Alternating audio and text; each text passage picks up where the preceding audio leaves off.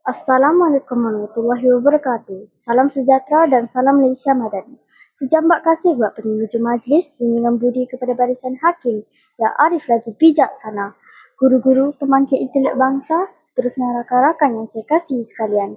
Cuba kita fikirkan sejenak, mengapakah setiap kali kita berhimpun, lafaz suku negara sentiasa menjadi keutamaan.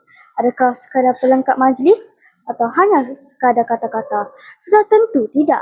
Rukun negara yang diperkenalkan pada tahun 1970 bukan sekadar 5 prinsip untuk dilafazkan, tetapi merupakan kompas moral yang memandu rakyat Malaysia agar terus hidup bersatu padu, walaupun berbeza kaum, agama dan budaya. Justru pada hari ini izinkan saya mengupas mauduk pidato peranan rukun negara dalam membangunkan masyarakat yang bersatu padu. Sidang Dewan yang dihormati, paradigma pertama di bawah lembayung kata, ketauhidan diaspirasi, perpaduan dikecapi. Imam An-Nawawi pernah berpesan, kepercayaan kepada Tuhan adalah cahaya yang menerangi hati dan kekuatan yang menguatkan jiwa. Pujangga Melayu turut mengingatkan, tegak rumah kerana sendi, runtuh sendi rumah binasa.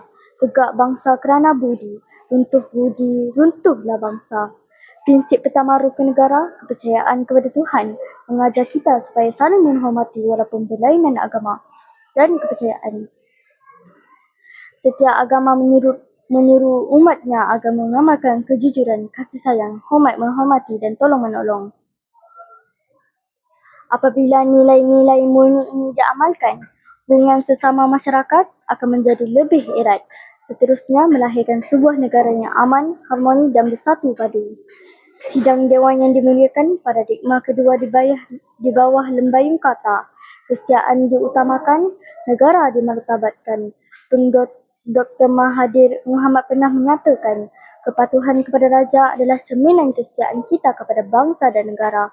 Burung merpati terbang sekawan, hingga sebentar di pohon jati.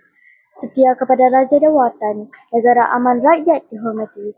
Prinsip kedua rukun negara, kesetiaan kepada raja dan negara, mengajar kita supaya menghormati institusi diraja, mencintai tanah air serta mematuhi undang-undang.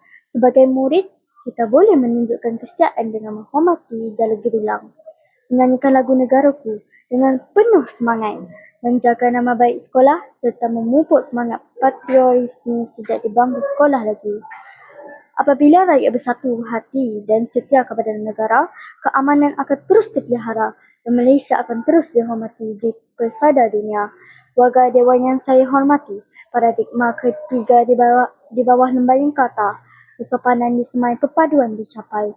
Prinsip kelima rukun negara, kesopanan dan kesusilaan. Pertama, merupakan kunci kepada keharmonian masyarakat. Sikap berbudi bahasa, menghormati guru, menyayangi rakan serta menghargai budaya masyarakat lain akan mengeratkan hubungan sesama kita.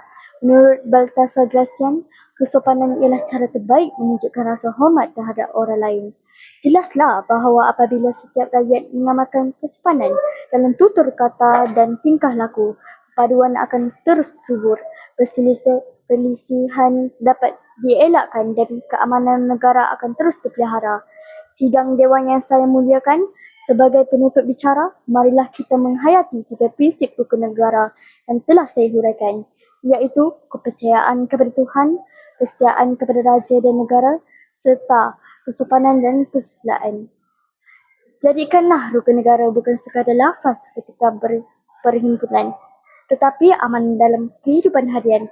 Bersatu kita teguh, bercerai kita roboh. Sekian, terima kasih. Wabillahi taufiq wal hidayah. Wassalamualaikum warahmatullahi wabarakatuh.